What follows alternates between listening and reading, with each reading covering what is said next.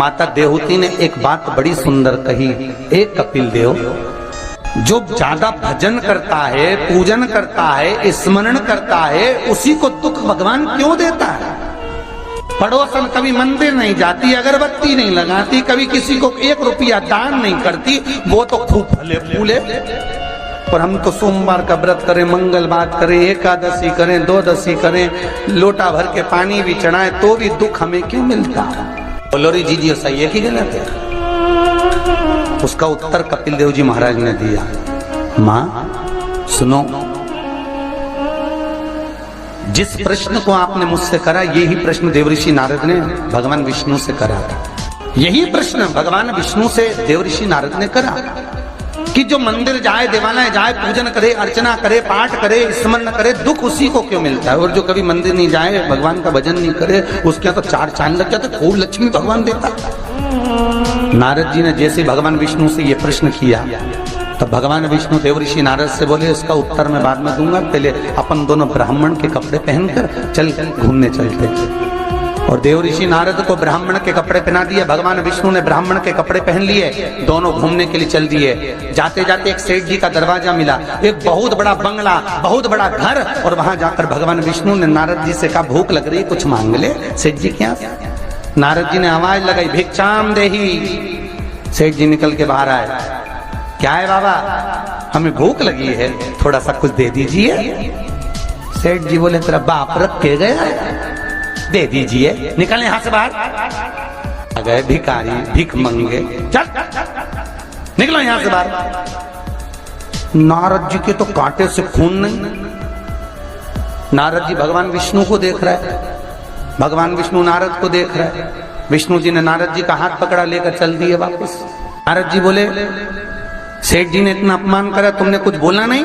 भगवान विष्णु ने दोनों हाथ उठाकर कहा, जा, तेरे यहाँ 4 चौगुना धन बढ़ जाए, तेरी दौलत और बढ़े, संपदा और बढ़े, तेरे पास में लक्ष्मी और बढ़े। नारद जी चले, भगवान विष्णु का हाथ पकड़ के बोले, ये कहाँ की रीति है? उसने धक्के मारकर निकाला, गाली दे के निकाला, बाप तक पहुंच गया, और तुम उससे कह रहे हो कि तेरी लक्ष्मी बढ़ जाए। नारद जी, भगवान विष्णु बोले, मेरा मन, चल तू तो आगे चल। और भगवान विष्णु लेकर चले तो एक बूढ़ी बुजुर्ग माता बैठी थी एक कमरे में, एक घर के अंदर। उस बुजुर्ग को देख भगवान विष्णु ने कहा, नारद अब इसके यहाँ चलते चलते। जाकर आवाज लगाई, माता जी भिक्षाम देही, हमें भूख लग रही है माता जी, कुछ दे दीजिए।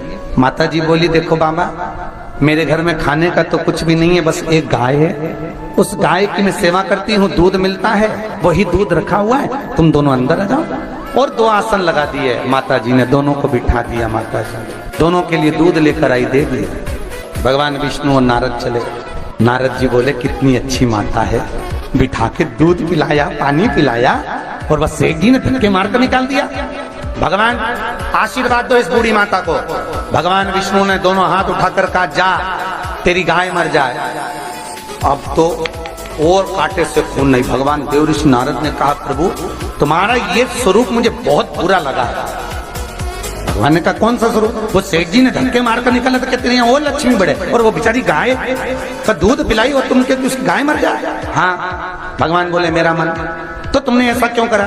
भगवान बोले, नारद तू मेरी लीला नहीं समझता ना। नारद जी बोले, कभी समझूंगा भी नहीं, पहले बताओ ये क्यों हुआ, लीला जाने दो, मुझे तो ये बताओ। भगवान ने कहा, नारद बात इतनी सी है, वो बूढ़ी माता मेरा भजन करती है, दिन भर मेरा नाम लेती है, वो मरेगी, उसके घर में एक गाय है, उसमें उसका दिल बहुत लगा हुआ है, उसकी सेवा करती है, मरेगी, मरते समय विचार करेगी कि मेरे मरने के बाद मेरी गाय का क्या होगा। गाय की याद करते करते जब मरेगी तो उसको गाय की योनि मिल जाएगी, वो भगवान के पास नहीं आ पाएगी, विष्णु के पास नहीं आ पाएगी, इसलिए मैंने उसके मरने से पहले उसकी गाय को मार दी। नारद जी बोले, ये तो समझ में आ गया, पर अब ये बताओ कि वो सेठ जी को लक्ष्मी क्यों बढ़ाई? भगवान बोले, नारद उसको धन से बहुत प्रेम है, मैंने लक्ष्मी इसलिए बढ़ाने का आशीर्वाद दिया कि वो लक्ष्मी को जोड़ जोड़ के इकट्ठा कर कर कर जब मरेगा, वो लक्ष्मी और पैसे के चक्कर में जब मरेगा तो आखिरी में मरकर सांप बनकर उसी दौलत पे बैठा रहेगा।